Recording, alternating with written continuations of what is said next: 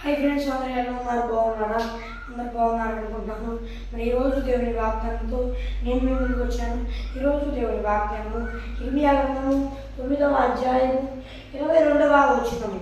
చేల మీద వెంటబడినట్లు పంట పోయి వారి వెనుక పిడికిళ్ళు పడినట్లు ఎవరును సమకూర్చకుండా మనుషుల శవములు పడును, వాటిని కూర్చువాడెవడును లేకపోవును. మరి ఫ్రెండ్స్, ఈరోజు దేవుని వాగ్దానము. మరి ఈరోజు దేవుని వాగ్దానం ద్వారా దేవుడే సెలవిస్తున్నాడు. అంటే మరి దేవుని వాక్యం లాంటిది. మరి ఆనాడు ఇజ్రాయేలీ ప్రజలు మరి దేవునికి వ్యతిరేకంగా జీవించినప్పుడు ఆయన ఉగ్రత గురించి చెబుతున్నాడు. ఏమనంటే మరి చేల మీద పెట్టబడేటట్లు, పంట పోయి వాని వెనక పిడికిళ్ళు పడేటట్లు ఎవడు సమకూర్చకుండా మనుషుల శవములు పడతాయని దేవుడు సెలవిస్తున్నాడు. ఫ్రెండ్స్, మరి ఆనాడు ఇజ్రాయేలీ ప్రజల మీదకి ఎందుకు ఈ శాపం వచ్చింది అనేది మనం దేవుడి వాక్యం చూసినట్లయితే వాళ్ళు దేవుని మాట వినలేదన్నమాట. మరి విగ్రహారాధనలు చేశారన్నమాట. బట్టి ఏం జరిగిందంటే మరి మనుషులు శవాల పడేటట్టు శాపం వాళ్ళ మీదకి వచ్చిందన్నమాట. అలాగే వాళ్ళు ఏం చేశారు తెలుసా? ఎందుకు దేవుడు యేసుక్రీస్తు ప్రభు వారిని యెహోవా దేవుడే, ఆయనే దేవుడిని ఆరాధించారు. మళ్ళీ ఇటు అన్ని దేవతలకి ఆరాధించారు. దేవుడే సెలవిస్తున్నాడు అంటే మరి ఒకే మాట దేవుడు సెలవిస్తున్నాడు. ఏమంటే, నా బిడ్డ, నువ్వు నా బిడ్డవే, నువ్వు నామకార్థంగా ఉండదా కానీ దేవుడు సెలవిస్తున్నాడు. ఫ్రెండ్స్, మరి మీరు ఎవరైనా ఉండాలా ఇజ్రాయేలీలాగా అన్ని దేవతలు పెట్టి వాటిని పూజిస్తూ దేవుడు ఏమన్నా జాగ్రత్త నా బిడ్డ అంటే ఇది నాకు కాదులే అని అనుకుంటున్నారా? దేవుడు తన సేవకుల ద్వారా తన బిడ్డల ద్వారా మిమ్మల్ని హెచ్చరిస్తే నాకు కాదులే అని చెప్పి వాళ్ళ మీద పగ ద్వేషాలు పెంచుకుంటున్నారా? దేవుడు సెలవిస్తున్నాడు, నా బిడ్డ, అన్నాడు నా ప్రజలైన ఇజ్రాయేలీలు ఇలాగే చేసి శాపాన్ని కొని తెచ్చుకున్నారు. నీవు కూడా శాపం కొని తెచ్చుకోవాలి, ఈ శాపం కొని తెచ్చుకుని వాళ్ళ అని మరి దేవుడు సెలవిస్తున్నాడు. ఫ్రెండ్స్, మరి దేవుడు ఏం సెలవిస్తున్నాడు విన్నారు కదా. కాబట్టి ఇక్కడ మరి ఇజ్రాయేల్ ప్రజలు మరి అక్కడి ఇర్మియా కాలంలో దేవుడి ప్రవక్తలు చంపినట్లు తప్పుడు పనులు చేయవాకండి. అంటే వాళ్ళని చంపట్లేదు కదా మేము అనుకోవాకండి. వాళ్ళని చంపకపోయినా వాళ్ళ మీద ద్వేషం పెంచుకోవాకండి. వాళ్ళు తప్పుడు వాళ్ళు అనుకోవాకండి. మరి అలాగే విగ్రహారాధన ఆరాధించవాకండి, సైతాన్ని ఆరాధించవాకండి. సైతాన్ని దేవుడు చాలామంది అనుకుంటూ ఉంటారు. చాలామంది ఏమంటారంటే అది ఇదే ఇదే అని అనుకుంటున్నారు. అనుకోవాకండి. మరి చాలామంది యేసు ప్రభు దేవుడే, వీడు మళ్ళీ ఇది కూడా మనం చూసుకోవాలి అని చాలామంది అనుకుంటూ ఉంటారు. అది నామకార్థం, అది తప్పు. దేవుడే సెలవిస్తున్నాడంటే అలా చేసి నా శాపాన్ని కొని తెచ్చుకోవాలి. నా బిడ్డ, ఎంతో ఇబ్బందికరమైన పరిస్థితి కొని తెచ్చుకుంటావు. నువ్వు చేయడమే కాకుండా ఇంకొంతమంది నా బిడ్డలు చెడగొడుతున్నావు. అలా చేయగానే దేవుడు సెలవిస్తున్నాడు. కాబట్టి ఇక్కడికైనా నా దేవుడి మాట ఆలకించి దేవుడు ఏం చెబుతున్నాడు విని మరి ఎక్కడైనా మరి దేవుడి మాటను అంగీకరించి దేవా మమ్మల్ని క్షమించు, మా మీదుగా శాపం రానివ్వకని దేవుడు సెలవిస్తున్నాడు. మనుషులు శవాలుగా పడితే మరి కొన్నిసార్లు మరి శాపం వచ్చినప్పుడు మరి ఆ శవాన్ని దాన్ని తీసుకెళ్ళి సమాధులైన పాతి పెడతాను. కానీ అట్లాంటిది కూడా ఉన్నదని దేవుడు వాక్యం దేవుడు సెలవిస్తున్నాడు. అట్లాంటి శాపాన్ని ఆయన రప్పిస్తానంటున్నాడు. మరి శాపం నుండి తప్పించుకోవాలంటే ఏం చేయాలంటే ఎక్కడైనా ఆయన హెచ్చరిస్తున్నాడు. కాబట్టి ఇప్పటికైనా ఆలోచించండి ఫ్రెండ్స్. మరి దేవుడి మాటను అంగీకరించి ఇప్పటికైనా ఆయన పిలుస్తున్నాడు. ఏమనంటే, నా బిడ్డ, ఇప్పుడు దాకా చేశావు, ఇప్పటికీ నేను నిన్ను ప్రేమతో ఉన్నాను. అయితే నువ్వు శాపం కొని తెచ్చుకోవాక, ఎందుకంటే నీ మీదకి నేను శాపం రప్పియాలనుకోను. సాతాను గాడే అలా నీ మాట లేదు అని చెప్పి నీకు కష్టాలు తెస్తాడు. నా మాటలు నా బిడ్డ, ఎక్కడైనా నువ్వు నా వైపు తిరిగితే ప్రభువా అని నేను వాడిని లైఫ్ పరుస్తాను. నీ విషయంలో గొప్ప కార్యం చేసి నీకున్న కష్టాలు తీసివేసి ఈ మీదకి వచ్చే ఆపదని శాపాన్ని కొట్టివేస్తానని దేవుడు సెలవిస్తున్నాడు. ఫ్రెండ్స్, కాబట్టి ఇంకా నువ్వు ప్రేమతో ఉన్నా నువ్వు చెప్పిన దేవుని మాట ఆలకించి ఆ ప్రేమకు లోబడండి. శాపాన్ని కొని తెచ్చుకోక దాన్ని తప్పిపోండి. విగ్రహారాధన చేయకండి. విగ్రహారాధన అంటే చాలా మంది ఉంటారు, అది అని ఇంకోటి తెలుసా, విగ్రహారాధన అంటే పూజలు చేయడం కూడా కాదు. ఎందుకంటే భయంకరమైన విగ్రహారాధన ఏంటంటే మనసులో దాన్ని ఉంచుకోవడం అన్నమాట.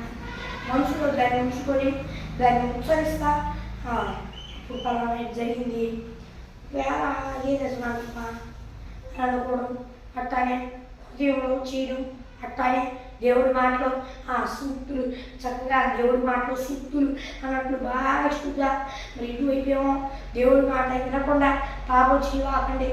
ఏం చేసినా తప్పులే. ఆనాడు యాజకులు కూడా చివరికి యాజకులు కూడా పాపం చేశారు. ఆల్మోస్ట్ అందరూ కొంతమంది ఎవరో కొంతమంది పవిత్రులుగా ఉండుంటారేమో, కానీ ఎవరు కూడా ఉండలేదు. కానీ కొంతమంది దేవుడి వాక్యానికి దేవుడి భయానికి లోబడ్డారు. కానీ మరి ఆ సమయాన అందరూ లోపడడం వల్ల లోపడకపోవడం వల్ల వాళ్ళు కూడా కొని తెచ్చుకోవాల్సి వచ్చిన కష్టం. కాబట్టి వారు ఎవరైనా మరి అట్లా దేవుడికి వ్యతిరేకంగా చేస్తున్నారా ఇబ్బంది, మీరు ఇప్పటికైనా దేవుడా అని ప్రార్థన చేయండి. మరి మీ పక్కన ఉన్నోడు చేస్తుంటే దాంట్లో మీరు పాలిభాగస్తులు అవ్వాల్సిన పరిస్థితి ఉంటే, దేవాన్ని పాలిభాగస్తున్నాడు కూడా నాకు సహాయం చేయండి ప్లీజ్. వాళ్ళ వల్ల నేను కష్టాలు తెచ్చుకోకూడదని చెప్పి ప్రభువుని వేడుకోండి. ఒకవేళ వారి వెళ్ళి సైతాన్ని శోధన వచ్చిన మీ ప్రార్థన బట్టి దేవుడు తప్పకుండా చూపిస్తాడు. అలాగే చెప్పి లెక్క లేకుండా ఎలా పెడితే అలా ఉండక మరి దేవుడికి ఇష్టానుసారంగా బతకండి. మరి దేవుడికి ఇష్టానుసారంగా బతుకుతూ విగ్రహారాధన చేయకండి. అంటే ఉదయ విగ్రహారాధన అంటే చాలామంది ఏదో అనుకుంటారు. సాతాను గాడిని ఉంచుకోవడమే మనసులో, ఎవరి మీదో కుట్రలు పెట్టుకోవడమే. ఒకవేళ నీ సహోదరుడు పాపం చేస్తే సూర్యాస్తమయం కల్లా వాడిని క్షమించమని దేవుడు చెప్పాడు. వాడిని క్షమించకుండా మనసులో పెట్టుకుంటారు. కొంతమంది ఏమో వాడితో చూతారా నేను క్షమించరాలే అని. ఒకవేళ వాడు సారీ అని చెప్పినా చెప్పకపోయినా కొంతమంది చూతారు. కానీ మళ్ళీ పక్కన మీరు ఎట్టాడు అని అది క్షమాపణ కాదనమాట. అసలు మీ మనసులో ఉంటే క్షమాపణ కాదు, ఇది సాతాన్ని ఆరాధించడమే అనమాట. ఎవరైతే వారికి పూర్తిగా క్షమిస్తారో వారు క్షమాపణ అడగకపోయినా ప్రభు నా పాపాలు క్షమించాడు, నేను వారి పాపాలని నా విషయమై వారు చేసిన తప్పును క్షమిస్తారో అప్పుడు దేవుడు తప్పకుండా మీ పాపాలను కూడా క్షమిస్తాడనమాట. కాబట్టి ఇప్పటికైనా మీరు దేవుడికి ఇష్టానుసారంగా బ్రతకండి. దేవుడికి ఇష్టానుసారంగా బ్రతికి మీ మీదకి వచ్చే శాపాన్ని దేవుడి కొట్టివేయమని వేడుకోండి. దేవుడు తప్పకుండా కొట్టివేస్తాడు. ఇప్పటికైనా దేవుడు వేడుకొని దేవుడి దగ్గర మారు పశ్చాత్తాపం పొందుకోండి. ఇప్పటికైనా విగ్రహారాధన చేయకండి. మీ ఇంట్లో మీ కుటుంబంలో వివాదానికి బాధకి కన్నీటికి చోటు ఇవ్వకండి.